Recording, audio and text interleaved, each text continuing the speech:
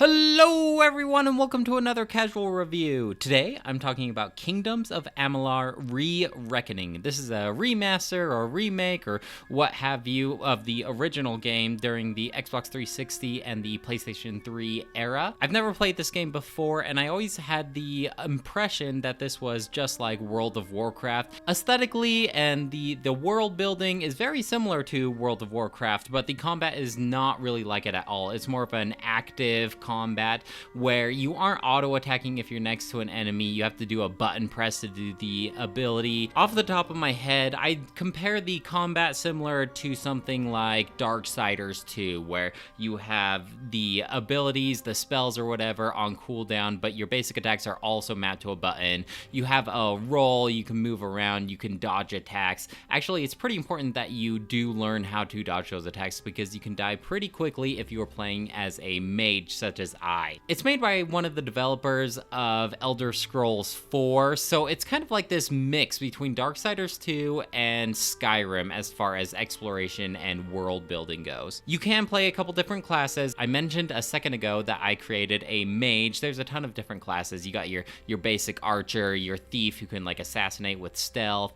You have like your two-handed weapon guy who just hits really hard. I chose the mage and I'm really glad that I did because this game has the best feeling spell casting in any game I've ever played. It really makes you feel like a true mage where you just start out with simple spells like a bullet storm of icicles, or you can tag enemies with a flame spell and then activate it. You just have a basic thunderbolt. But as you go along, these spells get upgraded and they just get so much cooler and you feel like such a powerful mage wizard type person.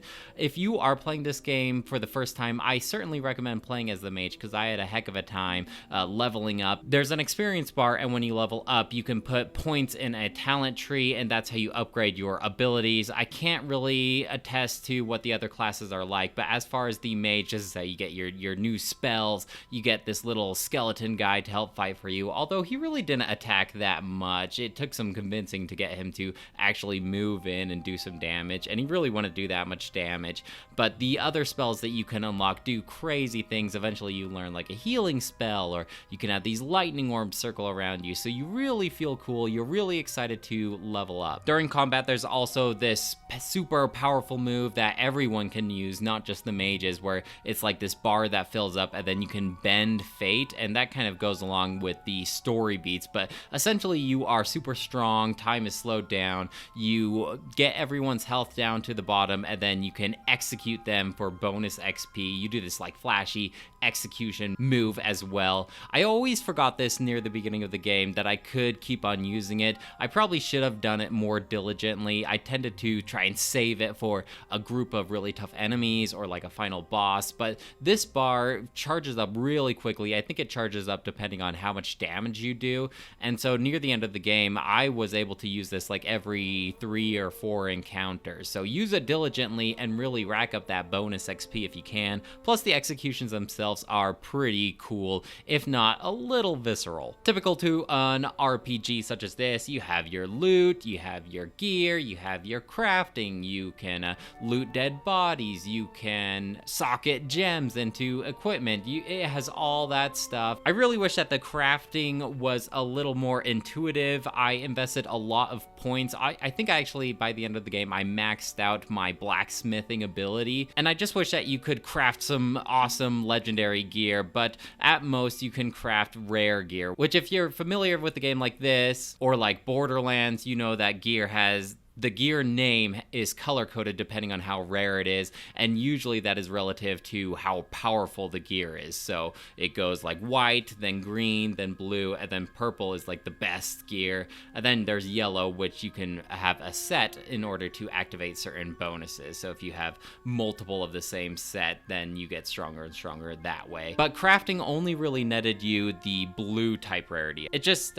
even the final ability says that you can craft purple abilities, but that didn't happen that that often either. It was basically like, hey, pick which crafting regents you want to use, but you weren't really sure what exactly you were building it into until you enter in all the regions that you want to use, and then it shows you your final item that you will be crafting. By the end of the game, money was no issue for me whatsoever. I finally learned what it meant to be one of the social elite. During the when you're inside a city or a town, you can potentially commit crimes, and if you're caught committing these crimes, the guards will come after you. So if you're caught stealing from someone, the guards will come after you, that kind of thing. And I didn't have any abilities invested into my pickpocketing skills, and so the guards would come after me, and I just throw them a little money, like, yeah, why don't you just turn your head, don't worry about me. If you do a lot of the side quests, if you loot all your bodies, if you're selling all of your gear that you don't want, you will be able to rack up quite a lot of money. Speaking of quests, of course there's quests in a game like this, and there's a ton of quests. I felt like most of the narrative that happens in this game is small stories scattered throughout all of these different side quests. The main story itself basically just has to do with these fae. They're kind of like these magical, immortal, elf-like beings, and they basically decide that they don't care much for us mortals, so they just want the world for themselves. And your character is found dead, but he or she gets revived, and now we're just trying to find out our fate. It's like all of our fates are tied in a singular timeline, but for some reason your character can go out of that fate. And so it's basically just trying to like recover your past, find out what happens, and stop the big baddie. But really, I just felt like I was doing a ton of side quests. I bet about 70% of my time was spent doing these side quests rather than following just simply the main quest. It goes how it always goes, where at the very beginning of the game, I'm like, I'm going to do every single side quest until I clear them all, and then I will move on to the next town and do all those side quests. And eventually I did get burnt out, just like I always do with these games. So it kind of went from doing all the side quests to doing a side quest as long as it's, you know, kind of relatively on the way towards the main quest. And then near the end of the game, I'm like, all right, let's just cruise through to the main quest, because this game does have some kind of different scaling as far as enemy levels and stats. It always felt like no matter how much I did all these side quests and progressed forward, the enemies were always on par with me. And so I kind of did a little research, like, well, do the enemies levels scale up with mine? And it doesn't exactly work that way. Basically, whenever you first enter an area, it scales what the levels are going to be in that certain area. So it does scale, but at the same time it doesn't. This type of method both has its pros and its cons. The pros being that you are always feeling challenged, you're always feeling engaged. Hopefully you are getting XP that makes it worth it, rather than just, you know, killing a bunch of level 2 boars for like 2 XP. The boars are actually leveled up to where you are, so you get more XP theoretically. You get better gear, so you are always feeling engaged. But at the same time, one of the cons is you kind of get the impression like, what's the point of me doing all these side quests and everything like that if I'm always going to be on the same difficulty with the enemies? So that's another reason why I kind of started to skip doing these side quests, because near the end of the game, it just seemed like I was at the same difficulty that I always was, no matter what side quests I did. The gear didn't seem that great to me. It always seemed like I was just holding on to this one particular set that I got during one of these side areas. I think this game had some sort of DLC attached to it, because it felt like there were a couple of areas that felt pretty secluded from the main world hub that I was exploring around in, and I bet that these DLCs were bundled in with this remaster, this remake. So I got a pretty good set early on from one of these offside worlds doing one of these DLC stories, and I just held on to that the whole time. So doing quests for gear seemed pretty pointless because my gear was always better. Like I said, I had a ton of gold, so I didn't really need to do side quests for that. So the only incentive was XP, and like I mentioned before, the enemies are just going to scale up to where I am anyway. But there is still some excitement, you know, because I'm a mage. I want to get the better spells, I want to get the cooler abilities, I wanted to upgrade my persuasion ability, you know, so there is still incentive to level up, even if your enemies are going to scale up with you. And that's why by the end of the game, I was okay with this kind of scaling up system that they have in place here, because it was nice always being engaged. Now, don't get me wrong, by the end of the game, I was a really powerful mage, and I had some crazy good spells that would wipe out entire fleets of armies. So it wasn't exactly a walk in the park, but it wasn't exactly head-scratchingly difficult either. I think the only con to playing a powerful mage, such as how I built mine, is you are pretty squishy. So if enemies do hit you, you do kind of do this little stagger thing, and they can chain together attacks that will kill you pretty quickly. Luckily enough, you are able to use health potions even if you are being staggered by attacks, and there is no cooldown to health potions. So as long as you stock up on health potions and you're quick enough to activate them, I think you should be fine combat-wise. There's a lot of lore to uncover in this world too, if you are into that kind of thing. So if you're doing side quests, you can kind of learn how societies work, like the Fae or the humans. You come across dwarves, you can explore their cities, you can read tomes all about the history of this world of Amalur. You can talk to guys and ask them questions about like 5 different things, like random NPCs. You can just ask them anything you want. So it really is immersive playing through this game. Even the loading screens tell you lore about how certain cities work, how certain tribes function. I wish there was more of an environment variety, however. It felt like most of the game I was playing through these woods, basically, or this jungle. Now, the DLC was a little bit different. At least the one that I played through, it was like you are playing through this more dry, arid environment, and these golems are helping you fight. They seem to have some sort of Greek inspiration as well, so that kind of makes it up as far as that world went. But then when I went back to the main campaign, it just felt like I was fighting through the woods most of the time. There wasn't even an ice Arctic level. It seems like every game has some sort of ice frozen tundra for you to play through. It is pretty to look through, however. I'd be curious to see what the original version of this game looked like, because I really enjoyed the aesthetic of this game, and visually it did look really, really nice. Even the character that I created. Sometimes in games when you create your own character, they look kind of glitchy, like just kind of weird, and my character typically would emote during the very few cinematics that they had, and she actually felt like a character in this world. I definitely have my gripes about games that have you create your own character, however, because it kind of forces you to be the silent protagonist until someone does ask you a question, and then it has this little dialogue wheel, and you can choose how you reply, what you say. I'm not sure how different of a main game could play out if people chose different choices than I did, but it felt like I was being pretty shoehorned into a certain story beat anyway. So I think all of the story beats themselves are pretty similar. There's not really like a morality system in this game either. The only con is guards will come against you if you are acting really villainous, and then you could just bribe them to go away. So really, by the end of the game, my character was kind of a jerk when I think about it.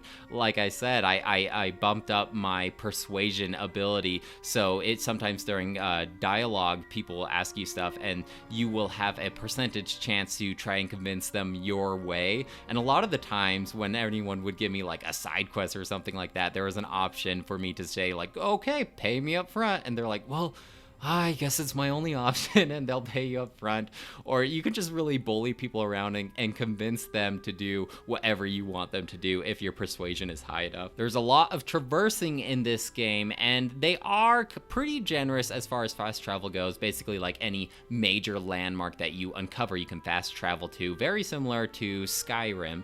But when you are walking around a new area with no places to fast travel to, I wouldn't have complained about some sort of mount or some sort of fast travel, but most of the time I was just running. And you come across dungeons and chests and mobs of enemies as you traverse, so it does mix up the traversal. It's not just plain old put it on auto walk and walk to your next destination. Going through the dungeons though, I had a complaint where if you progress through a dungeon and you get to the end. Okay, cool, you fight the boss at the end of the dungeon, you get your loot. A lot of the times the dungeon wouldn't loop back around to the entrance. You know, a really well-built dungeon will have an exit right next to where you entered in, and so you don't have to walk all the way back. But a lot of the time, about 80% of the time, I would have to just traverse all the way back through the dungeon because there was no quick, easy, okay, teleport back to the entrance. It's a minor complaint, but I felt like it would have been a really big quality of life improvement if they implemented some sort of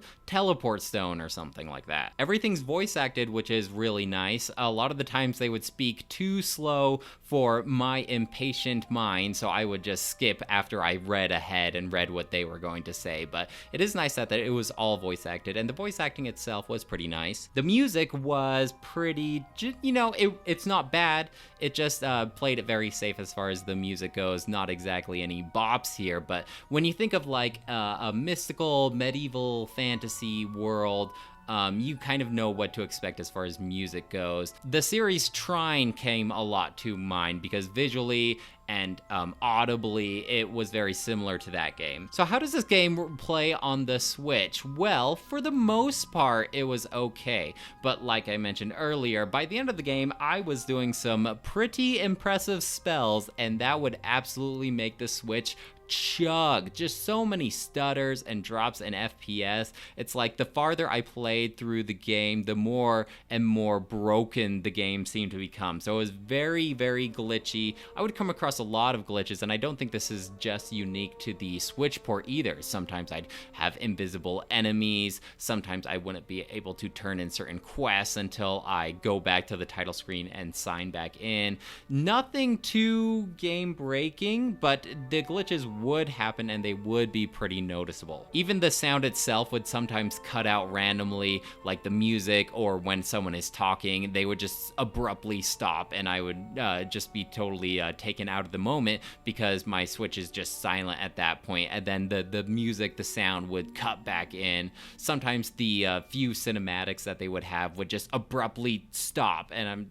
whoa, okay, like, okay, I guess we're playing again. And I'm not sure if that was done on purpose or if that was some sort of glitch, or I don't know. It just didn't feel very smooth. The load times, oh my gosh, the load times were pretty bad. It kind of reminded me of playing Skyrim on my Xbox 360, where like anytime you enter in a house or a building or a dungeon, you're gonna be sitting through a 30-second load time. So oftentimes I would reluctantly just stand in front of like a house that has a quest inside that I need to turn in or accept, and I'm just like, okay, and then I'd go in. So this is definitely like I would pull out my phone all the time and check Twitter or Reddit or whatever during these long loading times. It's times like these I wish I was gaming on a PlayStation 5. So I did roll credits on this game, but I missed a lot of content, I feel, a lot of side quests, and this could potentially keep you pretty busy for a long time. According to my save file, this took around 25 hours for me to beat,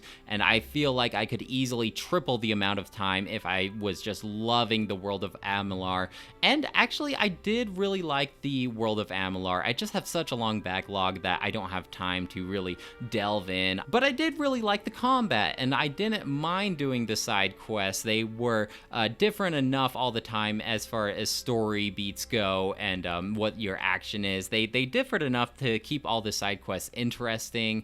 I did like exploring and really leveling up my character. It was really exciting. My backlog is just screaming in pain right now, so I have to move on. But if you are looking for a game to keep your attention for a long time, definitely look into Kingdoms of Amalur, because I really liked it, actually. I think I will give this game a 4 out of 5. I'm surprised that this game didn't get any more traction than it did. You know, I heard about it a little bit when this remaster came out, but when the base game came out, I didn't really hear anything about it. Like, no, it just seems like Skyrim completely overshadowed this game, which is unfair because I actually think I like the combat in this game better than how Skyrim works. It just felt like more engaging with dodging enemies' abilities and things like that. So I don't know why more people didn't talk about this game or this remaster when it came out. Well, I'll do the reviewers' work for them. That's it for me. Let me know if you have any questions or comments about Kingdoms of Amalur Re-Reckoning. Do you have memories playing the base game of this? Have you tried out the remaster? I'd love to hear what you have to say. I'll talk to you later.